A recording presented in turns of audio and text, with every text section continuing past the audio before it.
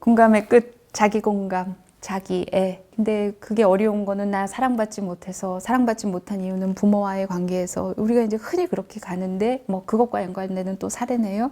한번 들어보시겠어요? 저희 집은 5식구입니다. 딸 셋 중 저는 막내입니다. 아버지는 어릴 적부터 술을 드시고 폭력과 폭언이 심했습니다. 집에 119, 112가 출동하는 일도 여러 차례 있었습니다.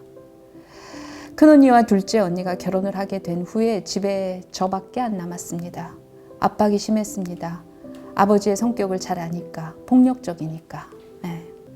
사건이 일어났던 그날도 출근 준비를 하며 세수를 하고 씻고 머리를 말리고 있었습니다.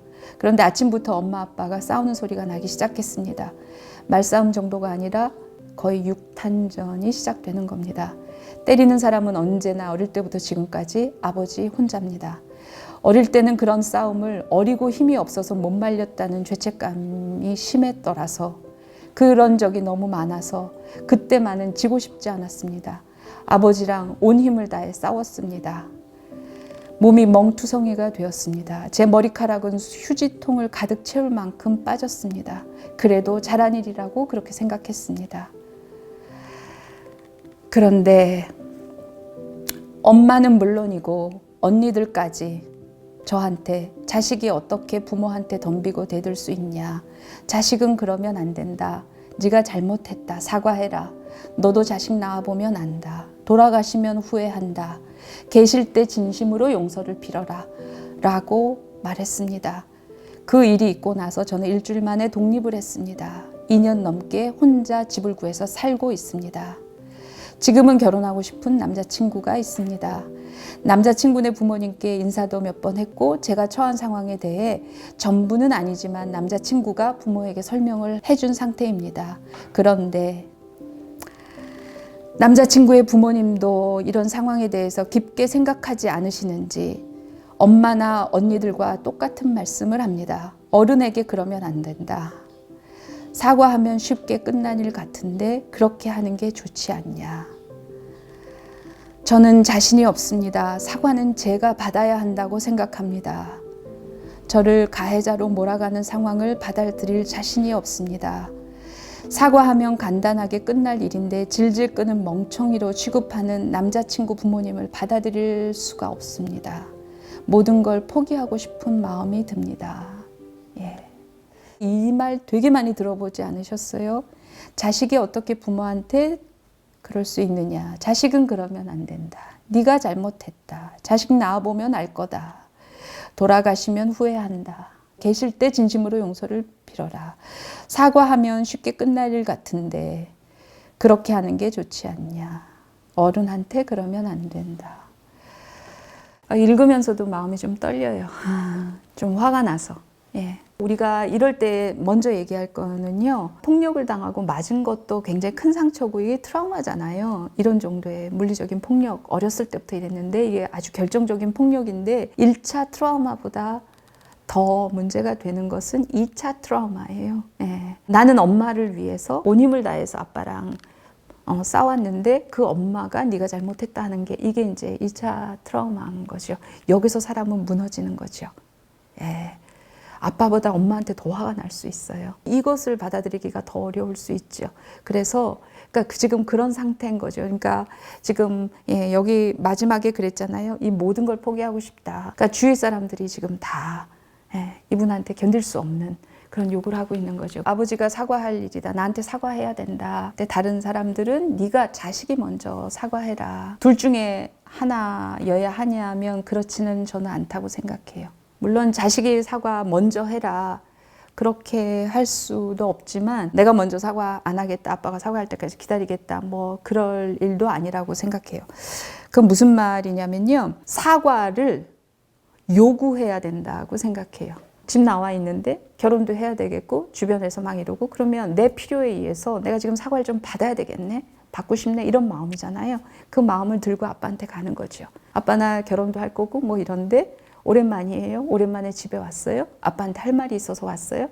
나 아빠한테 사과를 좀 받고 싶은데 일단 그렇게 하라는 것은 문제의 주도권을 내가 가지고 내가 풀 수 있다. 내가 굴욕적으로 이건 할 수 없는 사과를 할 필요도 없지만 아빠가 사과할 때까지 기다릴 수도 없다. 내가 지금 다 포기할 정도로 힘든데 그냥 무방비 상태로 수동적으로 있을 수는 없으니까 일단 내가 주도권을 가져야 되고 내가 하고 싶은 것은 아빠한테 사과를 받고 싶은 거다. 그런 면에서 주도권을 갖는다는 측면에서 먼저 사과를 요구해야 되고요. 그런 것은요, 자식으로서 버릇없거나 할 수 없는 얘기를 하거나 그런 것이 아니고요. 그것은 본인을 위해서도 중요하지만 그 과정은 아빠한테도 굉장히 도움이 될 수가 있어요. 한번 이제 상상을 해보자고요. 평생 부인을 때렸어요. 네, 119, 112가 수도 없이 왔어요. 그러다가 막내딸이 사정없이 들이받아서 자기가 막내딸 머리카락을 다 뽑아놓고 온몸에 멍을 들리고 그러고 막내딸이 나갔어요. 그래서 두 애가 이렇게 있어요. 네.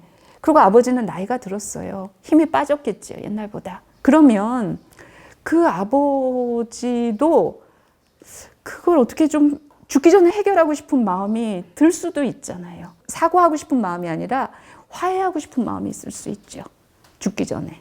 화해하고 싶을 수는 있죠.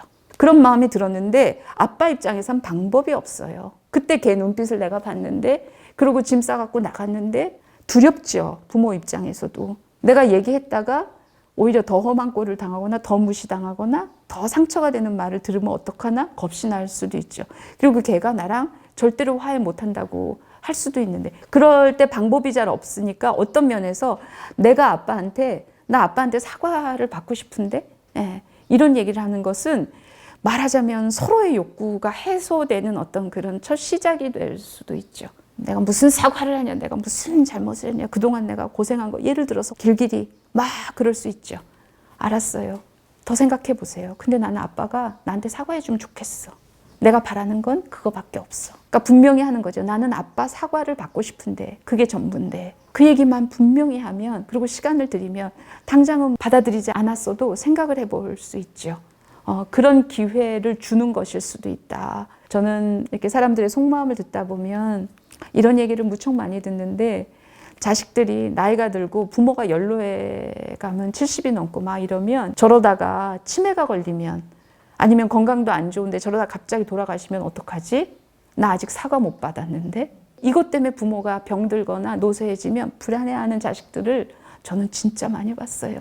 받아야 하죠. 그리고 받아야 하지만 상대방을 뭐 굴욕적으로 놓고 그런 게 아니라 아버지 입장에서도 마지막에 자식하고 화해할 수 있는 기회를 자력으로는 못한 내 부모한테 내가 사실은 사과를 요구하는 것이 부모의 삶을 잘 정리하게 만드는 도움이 될 수도 있는 거죠. 그래서 사과를 요구해야 된다. 사과할 일 아니다.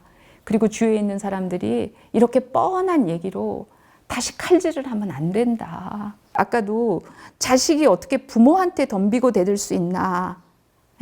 엄마까지도 이런 얘기를 했다 그랬는데 평생 그렇게 어렸을 적부터 술만 드시면 이랬잖아요. 최소한 10년, 20년 그렇게 된 거잖아요. 지금 자식과 부모과의 관계일 수도 있지만요. 예를 들어서 20년 동안 날 때린 사람과 20년 동안 맞고 자란 나의 관계일 수도 있는 거예요. 자식이 어떻게 부모한테 덤비고 대들 수 있냐. 이거를 자식 부모를 다시 바꿔볼게요. 20년 동안 맞은 사람이 어떻게 20년 동안 때린 사람한테 덤비고 대들 수 있냐. 이 말 맞아요? 20년 동안 맞은 사람이 네가 잘못했다고 사과해라.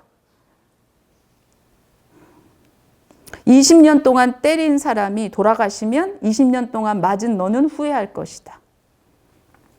이게 맞아요? 아니잖아요. 부모 자식이기도 하지만 20년 동안 때린 사람과 20년 동안 맞은 사람의 관계이기도 한 거예요. 이게 어떻게 부모 자식 관계로 다 퉁칠 수 있어요? 수없이 많은 이런 경험들을 어떻게 부모 자식 그렇게 일반론에 퉁쳐가지고 뭐 부모는 자식한테 자식은 부모한테 이러면 안 된다. 이런 말도 안 되는 일반론이 어디 있어요? 이거는 모르고 하는 얘기다. 이 상황을 자세히 알면 이렇게 말 못한다. 아는 사람도 이렇게 얘기하는 것은 본인이 당한 일이고 본인이 겪은 일인데도 너무 지금 일반론으로 접근하면서 또 다른 피해자한테 다시 상처를 주게 되는 이런 상황이 되는 것이죠. 그래서 사과하거나 사과하길 바라질 마시고 사과를 요구해야 한다. 그것이 두 사람 모두에게 구원의 기회일 수 있다. 그 얘기를 좀 드리고 싶어요. 들으면서 무슨 생각을 하시는지 혹시 또 질문이 있으시면. 사례자분 얘기를 들으면서 가슴이 조여오는 거예요. 어느 부분에서 조여왔냐면 네. 다시 대면을 하면 제가 생각하기엔 너무 공포스러울 것 그럴 수 같은 있죠. 거예요. 네, 그래서 그 마음을 누르고 참아가면서 그거를 요구하러 그분에게 가는 게 예. 과연 가능할까, 맞는 건가, 그게 궁금해요. 예. 가기 공포스러울 수도 있고 가면 한마디도 안 나올 수도 있고 가서는 한마디도 안 나올 것 같다. 그럼 갈 필요 없죠. 문자를 보내도 돼요. 아빠 나 아빠한테 사과를 꼭 받고 싶은데 받아야 되겠는데 답장 바래요. 언제든지. 보내고 나면 그 다음엔 공이 저쪽으로 넘어가는 거예요. 그 다음부터의 전전긍긍과 고민과 막 이런 것은 아빠 몫이에요. 내가 사과를 받아야 되나? 뭐 받았으면 좋겠는데 사과를 할까? 뭐 막 사과를 해야 되나? 주위에서 다 그러는데 내가 뭐 잘못 생각하고 있나? 막 내가 에너지 소모할 게 아니라 내 욕구를 분명히 얘기해서 그 전전긍긍을 돌려줘야 돼요. 그거는 고통스럽게 하는 게 아니라 성찰의 기회를 주는 것이기도 하고 이 문제 해결의 실마리를 같이 이렇게 넘겨주는 것이기도 하고 이거는 같이 공동으로 나눠야 하는 것이죠. 혼자만 안고 떨어질 문제가 아니죠. 네. 안 하면 일주일 됐어요. 아직 답이 없으시네? 지금도 기다려요. 네. 그리고 다시 보내는 거예요. 네. 굉장히 방어적으로 너 이럴 수 있냐? 뭐 이럴 수 있죠. 너 이래도 되는 거냐? 아빠한테? 그건 잘 모르겠고요. 내가 원하는 건 아빠한테 사과받는 거예요. 내가 물어본 건 그거예요. 그거에 대해서 답해 주세요. 나는 그것만 원해요. 뭐 압박하거나 협박하는 게 아니라 내가 원하는 건 그거 외에 없다. 이것만 하면 된다. 이것만 해라. 예. 이래야 내가 풀린다. 이런 것을 정확하게 얘기하는 것이죠. 정확하게 커뮤니케이션 하면 저쪽에서도 홀가분하게 반응할 수 있어요. 얘가 이렇게 요구하면서 날 뭘 압박하나 그 뒤에 무슨 얘기 이러면 복잡해서 반응하기 어려운데 정확하게 얘기해야죠. 나 다 원하는 거 없고요. 아빠가 나한테 그냥 사과 한마디만 해줬으면 좋겠어요. 내가 원하는 건 그게 다예요. 기다릴게요. 다시 보내면 돼요. 딴 얘기하면 아빠 마음은 알겠는데요. 내가 원하는 건 이거예요. 다시 하면 돼요. 그러면 아빠가 그 다음에는 생각해야 되는 몫이에요. 아빠 몫은 아빠가 감당해야 되는 거예요. 예, 그것까지 끌어안고 나 혼자 이러고 있을 거 아니에요. 예, 고맙습니다. 오늘 여기까지 하겠습니다.